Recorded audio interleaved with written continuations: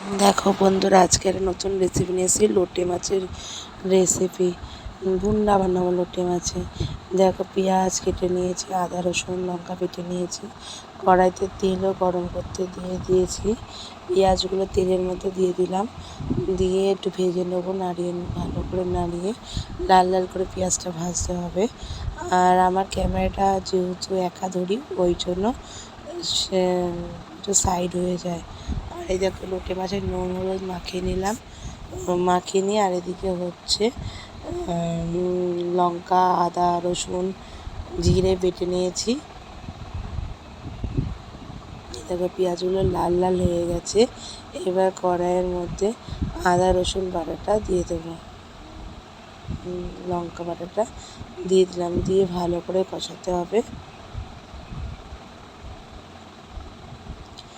নুন হলুদ দিয়ে দেবো পরিমাণ মতন,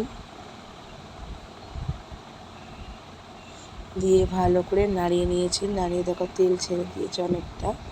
এবার মাছগুলোকে দিয়ে দিলাম, দিয়ে ভালো করে নাড়িয়ে নেব, নাড়িয়ে ঢেকে দেব। দেখো কত জল বেরিয়েছে লোটে মাছ থেকে। এবার দেখো, লোটে মাছগুলো কিন্তু গোটা গোটা ছিল, ভেঙে গেছে সব।